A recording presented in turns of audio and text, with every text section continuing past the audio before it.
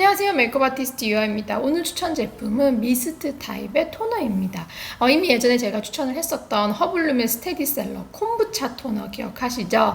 이 제품이 고객들의 요청에 의해 미스트 타입으로 리뉴얼이 되면서 이렇게 콤부차 미스트 토너로 업그레이드 되었다고 해서 제가 오랜만에 처음부터 다시 새롭게 테스트를 했습니다. 토너는 여러분들이 너무나 필수적으로 사용을 하는 아이템이기도 하지만 특히나 이렇게 미스트 형태로 수시로 뿌려주는 거는 제가 아주 강조하는 피부 관리법 중 하나죠. 너무 중요하다고 제가 지속적으로 주장하고 있는 부분이기도 하고 최근 2년은 제가 정말 틈만 나면 여러분들한테 미스트 자주 쓰시라고 계속 얘기를 하고 있습니다.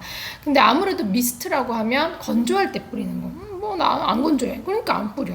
제대로 알고 쓰면 이게 진짜 대박인데 사실은 아직도 어떻게 사용하는 게 효과적인지 잘 모르는 분도 많아요. 아침, 저녁 토너를 사용하는 거는 뭐 그래도 어떤 식으로든 다들 하는 편이지만 낮에 추가적으로 수분 공급을 해주는 것에 있어서는 물론 이미 저처럼 완전 습관이 이렇게 된 분들도 많지만 아직 습관이 안 잡힌 분들도 계십니다. 비싼 크림을 쓰는 것보다 더 중요하기 때문에 여러분 저는 지치지 않아요. 포기를 모르는 여자 UI. 제가 귀찮아서 미스트는 안 쓰는데 막 이런 댓글이 더 이상 안 달릴 때까지 푸시를 할 거예요. 저만 천천히 늙으면 어떡해요. 같이 가야지.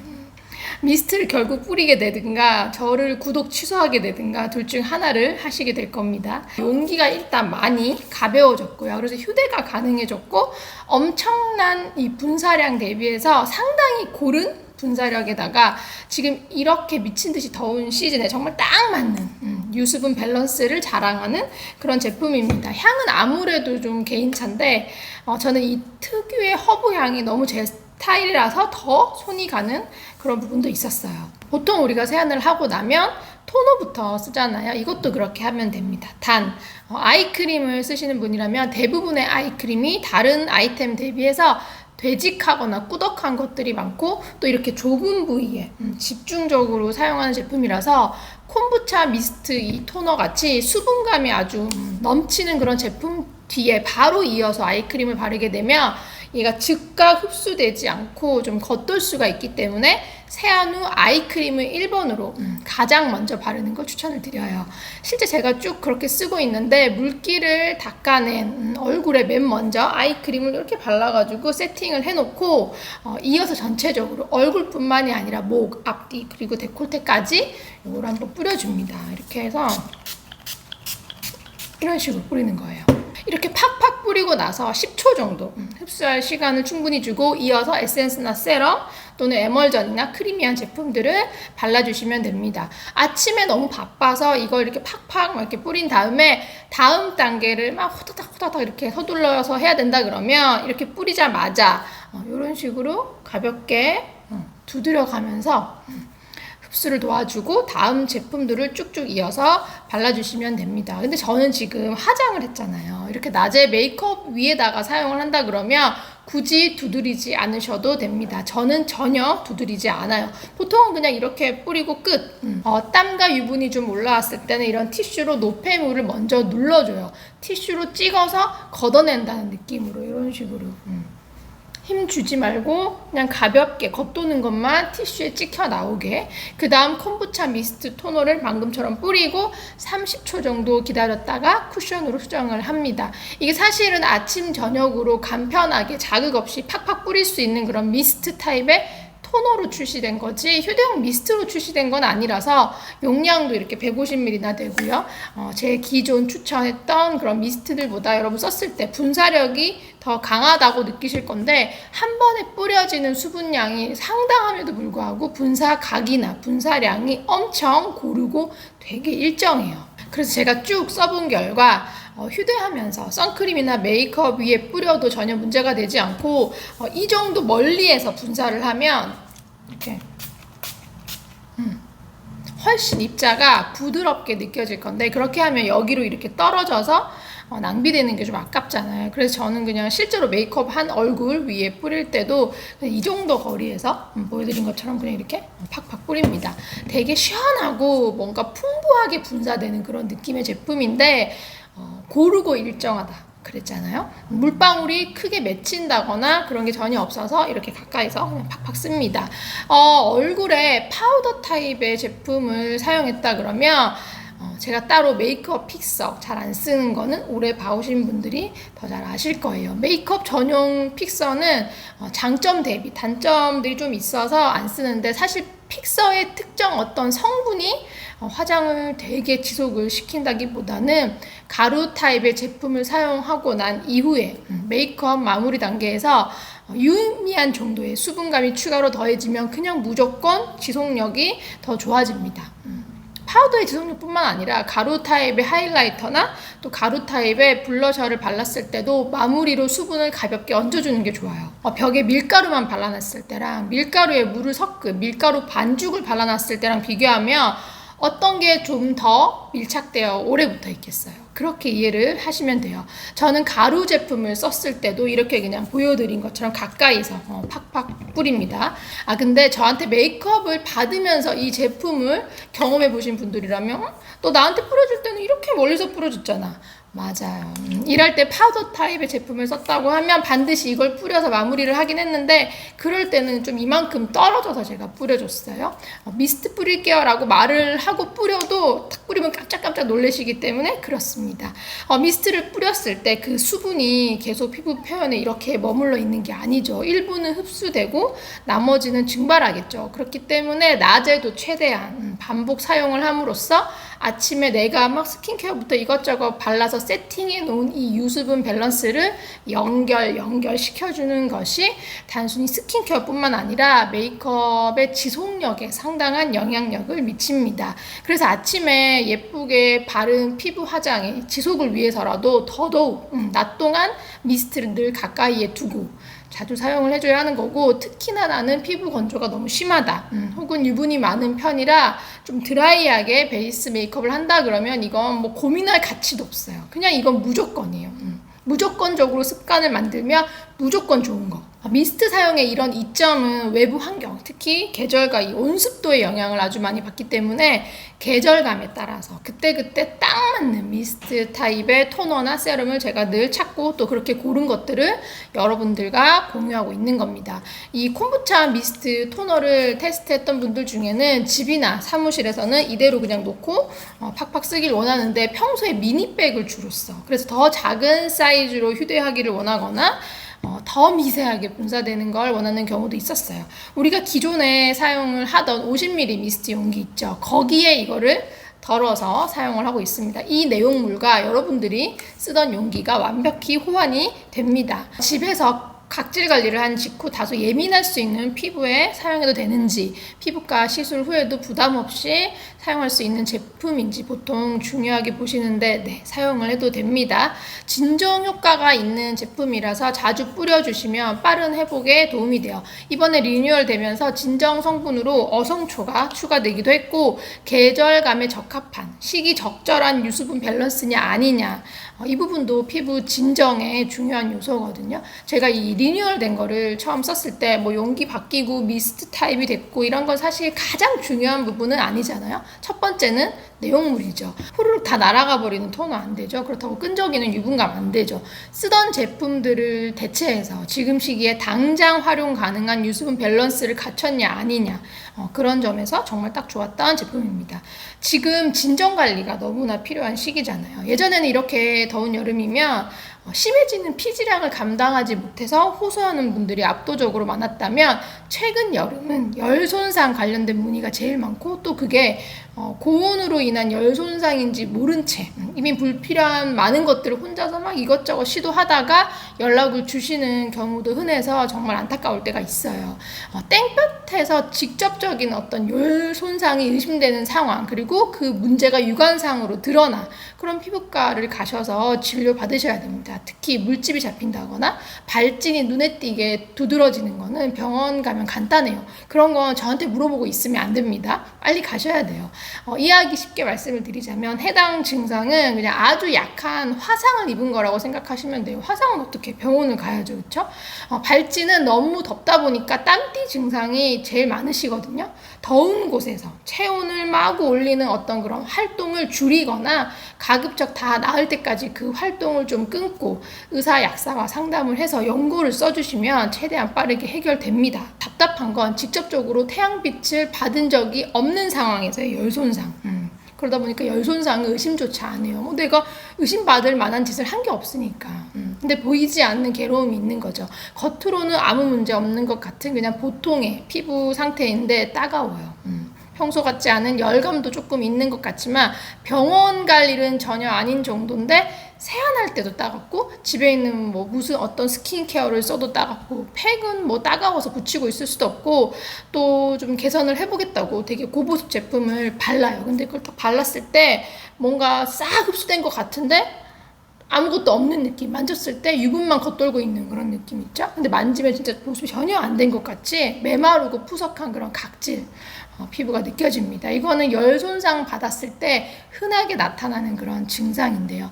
외부 열과 빛으로 인한 직접적인 그런 손상과는 달리 단기간에 급격한 체온 증가로 인한 증상이에요. 덥다고 모두가 다 겪는 건 아니고요. 또 남자들보다는 여자들이 조금 더 흔하게 겪습니다. 더울 때 과도한 야외 활동을 한 후에 체온 상승이 급격히 일어났는데 원래 땀도 잘 안 나는 체질에다 체온 조절 능력이 떨어지는 분들 이 증상 매년 겪습니다. 정확히 말하면 나이 들면서 더 심해져요. 20대 때보다 30대 때 더, 30대보다 40대 때 더. 그래서 요즘 같은 폭염이 한동안 이어진다 그러면 정말 복사 붙여넣기 한 것 같이 진짜 똑같은 무늬가 폭발합니다. 폭염일 때 낮에 돌아다니면 어떻게 되는지는 다들 너무 잘 아시니까 낮에는 몸을 사리는데 밤에는 괜찮겠지. 그래서 자외선을 피해서 밤에 운동을 하십니다. 요즘 특히 또 러닝이 인기잖아요. 폭염이라도 못 참잖아요. 밤에 나가서 러닝 하시고 자전거도 밤에 타시고 또 뭐 다이어트 해야 되니까 해를 피해서 밤에 나가서 한강에서 뭐 걷다가 오고 그러는데 밤인데도 막 30도 넘고 그랬잖아요. 그런 기온에 나가서 운동하다가 체온이 급격히 오르면 피부가 진짜 작살납니다.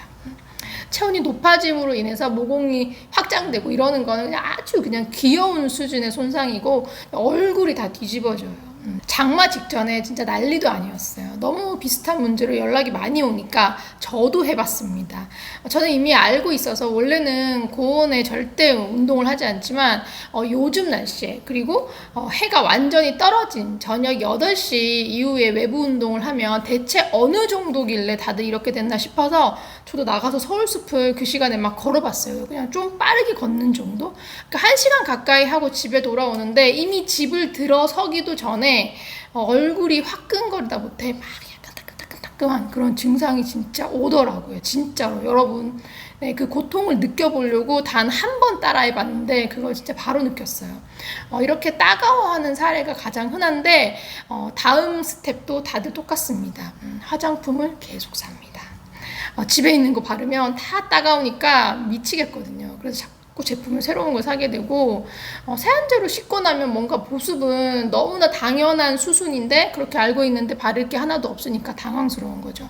근데 사실 이 증상은 정말 답답하기는 하지만 심각한 건 아니기 때문에 일단 고온에서의 활동을 완전히 중단하시고 보습을 잘 하면서 기다려주시면 됩니다. 라고 말하면 보습을 못 하겠어요.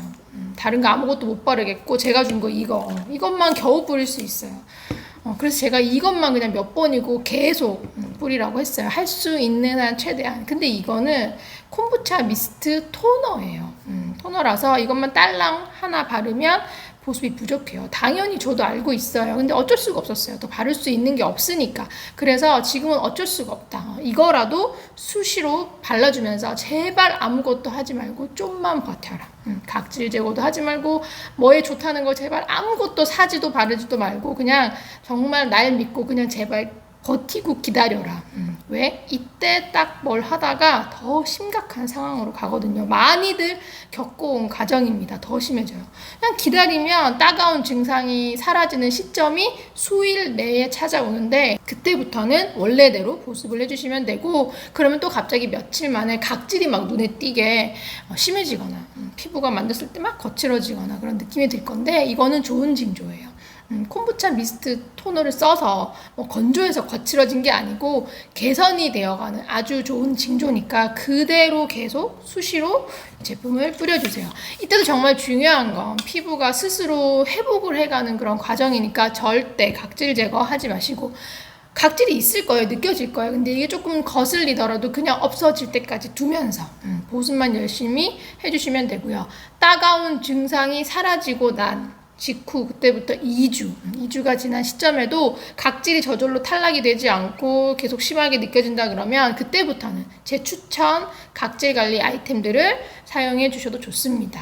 저는 실내 운동을 하는데요. 에어컨이 막 엄청 돌아가고 초대형 선풍기 그런 게 막 몇 대 돌리고 막 그렇게 하는데도 열이 납니다. 머신 운동을 하고 그러면 물통도 이렇게 끼고 이동해야 하는데 제가 막 피부 열 낮추겠다고 매 세트마다 막 이런 거 이렇게 막 뿌리고 막 그럴 순 없잖아요. 물론 그렇게 하면 좋겠지만 유난 떠는 헬스장 미스트 아줌마라고 소문날 것 같아요. 야, 봤냐? 그 여자 한 세트 끝나고 미스트 뿌리는 거 봤냐?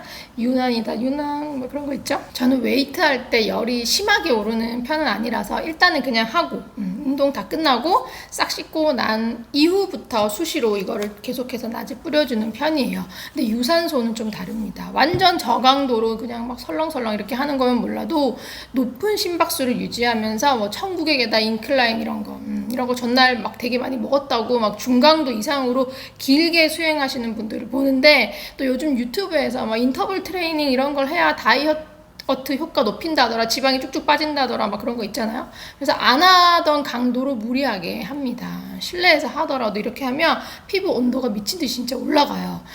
그에 맞게 막 땀이 뻘뻘 나면서 열을 좀 잘 발산하는 그런 체질이면 문제가 크게 안 되는데, 그렇지 못한 분들한테서 이런 피부 문제를 유발하게 될 수 있습니다. 그럴 때는 다이어트에 대한 어떤 강박이나 집착은 조금 잠시만 내려놓고 그냥 최대 심박수 한 120에서 130 최대로 이게 이 정도만 유지하면서 최대 딱 30분 그 정도만 하는 걸 추천을 드려요. 당분간만이라도. 이거 타협을 안 하시고 자극을 반복해서 계속 이렇게 열 자극을 주시면 나중에는 진짜 걷잡을 수 없는 붉은기와 또 다른 문제들을 만나게 됩니다. 30분만 이렇게 운동을 하고 끝냈더니 먹은 거를 다 못 태운 것 같아서 마음이 너무 불편해. 살찔 것 같은 느낌이야. 그러면 시간 텀을 두고 충분히 쉬었다가 절대 열내지 않는 속도 그리고 강도 확 낮춰서 좀 부족했던 걸음 수만 채우는 느낌으로 딱 그 정도만 추가를 해주세요. 집에서 유산소를 하신다. 미스트를 뿌려가면서 버틸 수 있는 그런 환경이야. 땀이 막 줄줄 흐르는데 거기다가 이거 막 미스트 이렇게 뿌리지 마시고 땀은 닦고 미스트를 뿌려서 피부 온도를 낮춰가면서 좀 시원한 에어컨 바람 밑에서 지속하는 거는 도움이 됩니다. 근데 쉽지 않다 그러면 저처럼 그냥 폭염 때는 운동을 너무 길게 하지 마세요. 그리고 다 끝난 뒤에 바로 씻고 그때부터 충분한 수분 공급과 함께 수시로 진정 효과가 있는 이런 미스트 토너를 뿌려서 진정을 시켜줍니다. 넉넉한 용량이잖아요. 그냥 얼굴부터 목, 뒷목 이런데 다 뿌려서 같이 체온을 낮추는데 조금 도움을 받으시는 걸 추천을 드려요. 자외선이 피부에 좋지 않다는 건 여러분 다들 잘 아실 건데, 열감 역시 피부 노화로 가는 지름길입니다. 아주 곧장 노화로 곧장 가는 지름길이에요. 집 밖에서 열감을 컨트롤할 수 있는 가장 쉬운 방법입니다. 30도가 넘으면 나는 야외 촬영권 출장 절대 안 나가겠다고 결심하고 실제로 여름에 야외권을 안 받은 지 몇 년 됐어요. 실내 촬영만 가요. 그랬더니 남편이 요즘 일이 좀 줄어든 것 같은데? 아니 나 더워서 안 하는데? 성공했네. 성공했지. 일만 안 하는 게 아니라 너무 뜨거울 때는 여행도 안 갑니다, 여러분. 30도가 넘는 폭염일 때는 해 졌다고 방심하면 안 된다는 거 절대 잊지 마시고요. 답답하니까, 몸이 무거우니까 굳이 나가서 걸어야겠다 그러면 열이 크게 오르지 않을 정도로 옆 사람과 대화가 원활한 정도의 그런 낮은 강도로 하시겠죠? 조금만 참으면 곧 가을이 옵니다. 저는 그러면 다음 영상에서 뵙겠습니다.